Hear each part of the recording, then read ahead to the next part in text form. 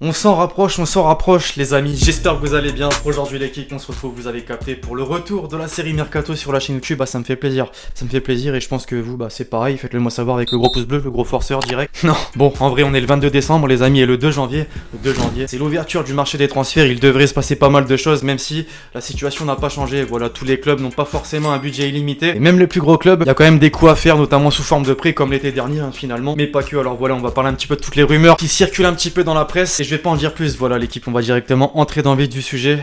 On entre dans le vif du sujet, désormais l'équipe en France pour commencer aujourd'hui avec le Paris Saint-Germain. Impossible les amis de ne pas citer son nom étant donné l'ampleur qu'a pris la rumeur au cours de ces dernières semaines. Mais si, évidemment, c'est plus une surprise, le Barça avec une première partie de saison plutôt compliquée en championnat. Une place dans le ventre mou du classement durant une petite période, ça va mieux dernièrement c'est vrai. Mais aussi en Ligue des Champions malgré la qualif pour les 8ème, sportivement c'est donc difficile et économiquement, depuis la démission de Bartomeu et sa gestion tout au long de son mandat, c'est catastrophique. L'Argentin a déjà failli quitter le navire cet été, on s'en souvient, et plus récemment, Neymar a ajouté de l'huile sur le feu en déclarant sur ESPN sa volonté de rejouer avec son ancien coéquipier, et ce, dès la saison prochaine. Messi arrivera en fin de contrat en juin prochain s'il ne prolonge pas, il sera donc gratuit. Après cet épisode, s'en sont suivis de nombreux articles dans la presse, et surtout, les amis, cette conviction de Daniel Riolo, qui a balancé en direct sur les antennes d'RMC que le sextuple Ballon d'Or serait un joueur parisien la saison prochaine. Je vous le dis. Alors, est-ce une Gilles Favard 2.0? On le saura certainement dans les prochains mois. En attendant, les amis, Messi, lui, reste focalisé sur la deuxième partie de saison. Il a réalisé un entretien inédit avec la radio catalane RAC1, qui sortira le 27 d'ailleurs. Interview dans laquelle il a évoqué ce qui s'est passé l'été dernier, la situation du club et, on l'imagine, car ça ne fait pas partie des extraits, son avenir. Au passage, le hasard fait plutôt bien les choses, j'ai pas besoin de le rappeler, mais je le fais quand même. Le PSG affrontera le Barça en 8ème de finale de la Ligue des Champions. Les retrouvailles, donc, entre Messi et Neymar, cette fois-ci en tant qu'adversaire, et qui sait, peut-être son futur club. Toujours dans la capitale, les amis, mais parisiens, vous le savez certainement aussi, le dernier champion de France est très impacté financièrement par la crise sanitaire, mais aussi par le défaut de paiement des droits TV de Mediapro. Selon le journal L'Équipe, les pertes à l'issue de la saison sont de l'ordre de 200 millions d'euros. Du coup,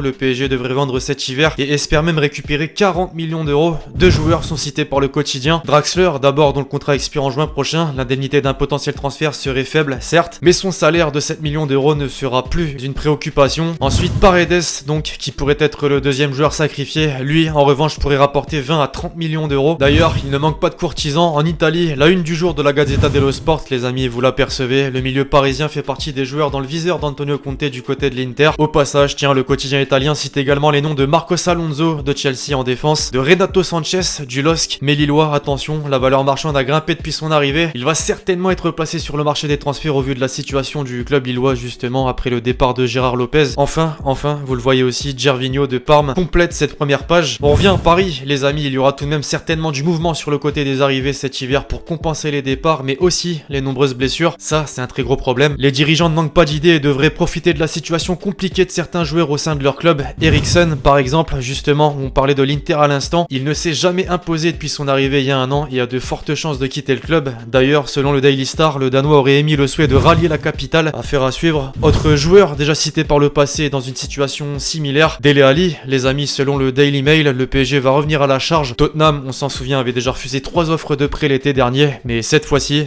le deal a plus de chances d'aboutir au regard de son faible temps de jeu. Mourinho, au passage, veut même le pousser vers la sortie. Ensuite, autre opportunité, Papou Gomez, le milieu de l'Atalanta est en froid avec son entraîneur, il veut mettre fin à son aventure à Bergame et même être libéré de son contrat qui court jusqu'en 2022. Néanmoins, le club ne le cédera pas pour une somme inférieure à 10 millions d'euros. Selon la Gazzetta dello Sport, Leonardo apprécie son profil et va tenter quelque chose. Outre-Manche, désormais le nom de Pogba devrait revenir avec insistance. Son agent, Mino Raiola, a fait part de cette information selon laquelle le Français va quitter Manchester United, mais pas cet hiver comme il l'a dévoilé la semaine dernière. Le Real et la Juve vont certainement entamer des discussions. En Espagne, si la situation financière du Barça laisse penser qu'aucun joueur ne va débarquer cet hiver, Ronald Koeman n'a cependant pas oublié Memphis Depay et veut toujours le faire venir. Ça tombe bien. À 6 mois de la fin de son contrat, l'Olympique Lyonnais est prêt à accepter une offre aux alentours des 5 millions d'euros. Autre joueur cité, vous le voyez certainement dans la une de Sport, Eric Garcia, le défenseur de Manchester City a de grandes chances de débarquer débarqué. On revient en Italie du côté de l'AC Milan cette fois-ci, qui devrait aussi se renforcer cet hiver. À en croire le média serbe Mozart Sport, qui est toujours bien renseigné au sujet de Luka Jovic. L'agent de l'attaquant du Real est proche de trouver un accord avec les dirigeants milanais pour un prêt de 6 mois. Une opération en fait qui arrangerait tout le monde, le joueur déjà qui aurait plus de temps de jeu, le Real ensuite qui économiserait son salaire sur les 6 mois, et enfin l'AC Milan qui va jouer la Ligue Europa et qui devra faire tourner avec les matchs de championnat pour garder ses joueurs en forme. Puis c'est officiel les amis, oui déjà, on l'a mentionné dernièrement dans un Actu Foot, le premier gros transfert du mercato version hiver 2020-2021, et pour le RB Leipzig, le milieu hongrois Dominik Szoboszlai, 20 ans, qui était sous contrat jusqu'en juin 2022 avec le RB Salzbourg, quitte l'Autriche. Il rejoint le club allemand pour une somme de 20 millions d'euros. West Bromwich Albion a nommé Sam Allardyce comme nouvel entraîneur du club. Pour le petit rappel, il compte 512 matchs de première ligue à son actif. Objectif maintien donc, il a déjà sauvé plusieurs clubs d'ailleurs de la relégation. Enfin, on parle d'entraîneur. 2 ans après son renvoi, Davide Ballardini fait son retour du côté du Genoa. C'est quand même la 4e fois qu'il va entraîner ce club, pour le rappel, club qui est avant-dernier actuellement au classement. Bref, voilà l'équipe, c'est tout pour cette vidéo qui marque le retour de la série Mercato sur la chaîne. J'espère vraiment que vous serez présents dans les prochains jours, que vous avez kiffé cette vidéo. Justement, pour me le faire savoir, lâchez un gros pouce bleu. D'ici là, on se retrouve très vite sur la chaîne pour de nouvelles vidéos. C'était Lexity.